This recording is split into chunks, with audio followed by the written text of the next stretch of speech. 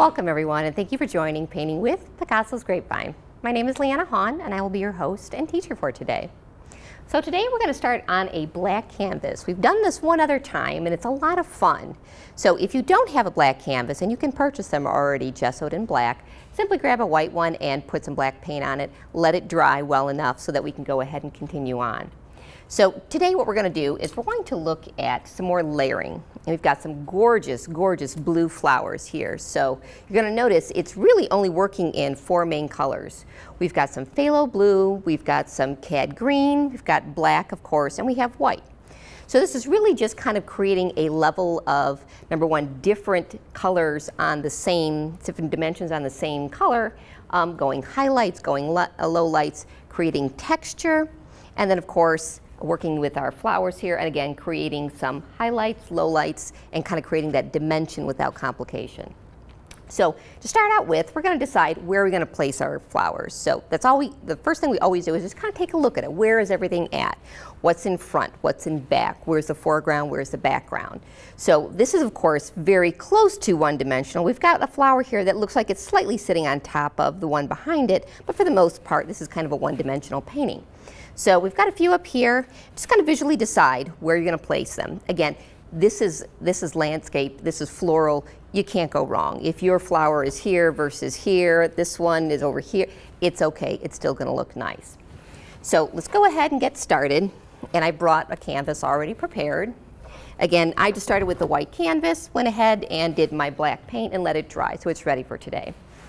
For our tools we'll be using, I'm going to be using 3 main brushes. I have a very large number 12 filbert, kind of a medium one, I think this is about a 6, and a very small pointed filbert. Always have our cup of water and our dab rags, and we will be using acrylic paint today. Again, I've kind of gone through the different colors. We're really only working with 4, but you see what a nice dimension we can actually create with that. So I'm going to start out with our very, very large number 12. Go ahead and get it moist, dab it off. Now we're going to be doing a lot of jumping. So I'm going to be jumping a lot between the cobalt blue and the white because we're going to try and create those different dimensions. So typically what I like to do is start off with a medium tone. So let's go ahead and get some of this mixed together. Now you can choose to mix it on the canvas or on your paper plate. I find it's best to start on your paper plate, but a lot of times you're going to look at the canvas and go, you know, it needs a little light, it needs a little bit more dark, so go ahead and adjust it. So I'm going to go ahead and just put a dot where I think my flowers are going to be. So we're going to put one here, one here. There was kind of a very large one here, a large one at the bottom, and kind of one just kind of rolling off the canvas here on the bottom. So let's go ahead and get going. We're just going to create the outline of the flower. Now you'll notice I'm just using a very light dabbing effect, just kind of getting it out there. So we're going to do the same thing with each one of these medium-sized flowers. Go ahead and put them out there. We're not going to fill it all in. We're just kind of creating the size and location. Now we're going to come in with our very, very large flower, doing the same thing, just kind of getting it out there, deciding the size. Maybe you want yours to be larger, maybe you want yours to be a little smaller.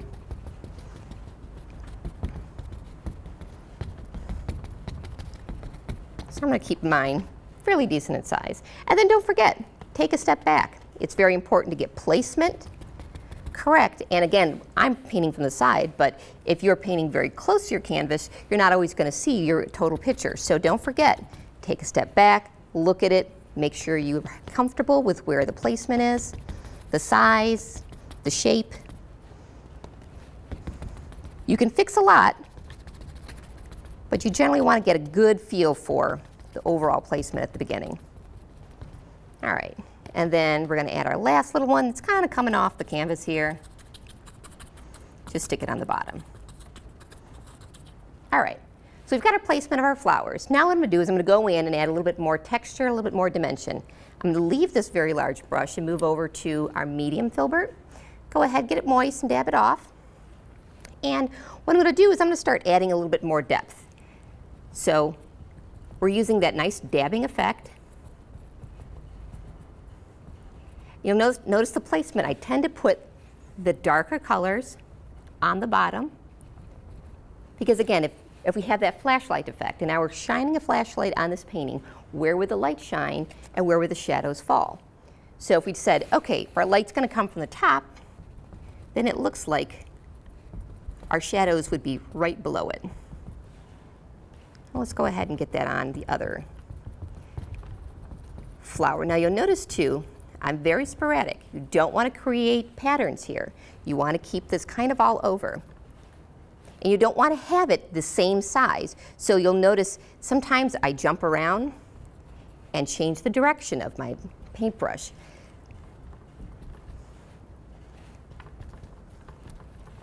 And don't be intimidated to jump all around and even kind of use a pushing, squishing motion. Doing the same thing down here.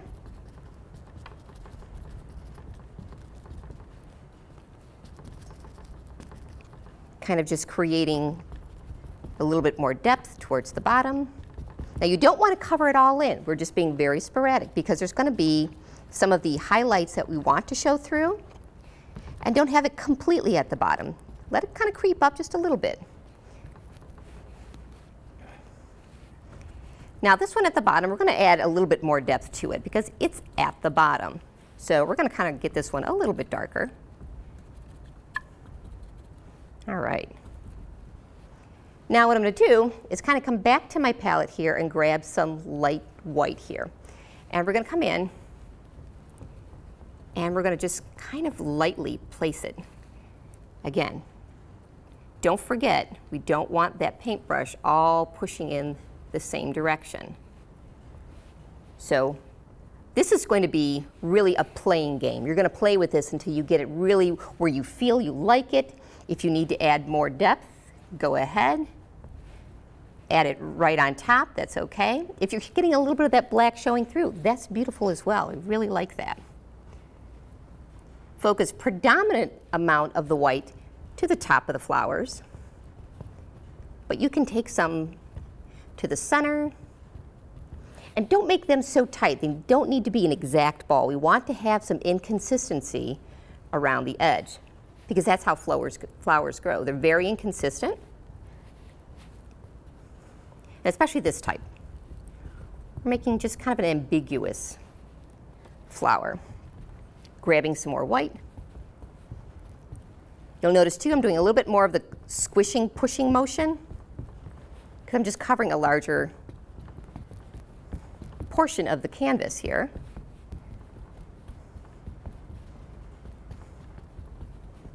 And then grab some more of that dark if you find that you've covered in too much of that nice depth that you had already created.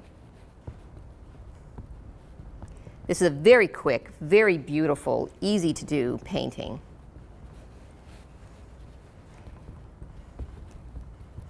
Now if you want to have these two run together, make sure that you put enough light here that you kind of create the difference between the dark tones underneath and then the lights on top. Again, I'm grabbing back some more of that very nice dark cobalt blue and just adding it in. Real nice feel. Super easy. So we're going to do a little bit of the lights up here. Not a lot. Kind of like that this one is a little bit darker in the corner.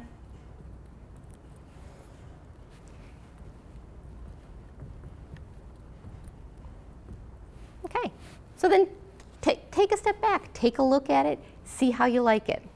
Now the last thing I'm going to do to these particular flowers is I'm going to add just a little bit of dimension around them. So we're going to go back to our very tiny, small filbert. And I'm going to jump around. It doesn't have to be very specific here, so I'm going to jump between the blues and the whites. And we're just going to add some activity. We're going to have some, little dots around here kind of jumping out.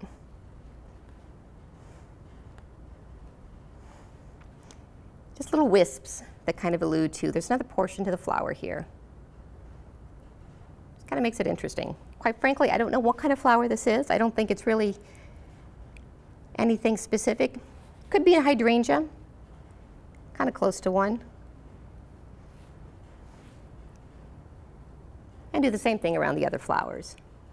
So just taking those nice little dots, make some bigger, make some smaller, little wisps out to them.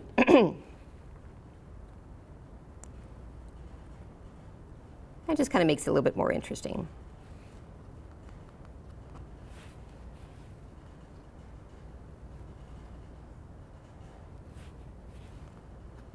Now the last thing we're going to do is we're going to move down to our petals and our leaves. And again, I'll just do a little bit more here. This is where you can kind of take your time at home, play with it, put placement where you feel comfortable, and just kind of have fun with it. All right, so last part, we're going to go on to our petals and our leaves. Let's go ahead and wash off your paintbrush. Now we're using acrylic paint, so water should be just fine. Go ahead and dab it off. Now we're going to be moving a lot between our green and our white. So what we're going to do is we're going to start with a little bit of a mixture right here on our palette. And we're going to decide, okay, where is that stem going to go? So we're going to take this one down, and stems generally are not straight. So let's kind of make this one a little curved. Kind of get it out there. Doesn't have to be particularly large, particularly thin. Let's just kind of place it out here. Now you notice too, I'm kind of jumping back and forth between the green and white because I like that dimensional kind of combination. And I'm going to go in through here and just kind of throw out a leaf. I love that bleeding through that comes with painting on a black canvas. You can tighten that up by adding white as your outline to the leaf. And then grab a little dash of black, just a little something right down the center here, just to give it some interest. Go ahead and wash that black off so you don't transfer it onto your next. But go ahead and continue down. So let's add some interest going on down here, and we're going to just kind of create some activity. And this is something that people have a lot of, their challenge with this is create ambiguity. So we know that there is some foliage. So the bottom of this painting goes into all kinds of leaves, all kinds of portions of the bush. So we're not too concerned about where you are in that bush or that tree or the foliage. We're just kind of creating dimension. So that's kind of a challenge to some folks because they don't feel good with just putting blobs out there. How is that? I'm grabbing a little bit of the black, just kind of creating some interest again. And then let's go ahead and decide, well, we're going to put a stem right here. And we'll finish this stem with a little green and white. You notice again, I'm just jumping back and forth. Kind of deciding, all right, that sounds like a good place for a leaf. We'll highlight it in white. And then give it some dimension in the center with a little bit of black. Maybe kind of add in a little bit more leaf here on the top.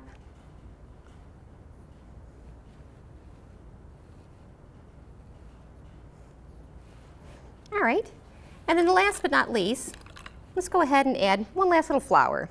We're just going to say, hey, there's a flower coming off this side here. So I'm going to start with some blue, kind of throw in some white. You notice again, this is very ambiguous. Maybe toss in a little bit of a black center. And then we'll drag a portion of a stem down to the main stem so that kind of makes sense, not just hanging out there. All right. Well, hopefully you've enjoyed this. This is, again, a very, very easy, very quick, fun painting.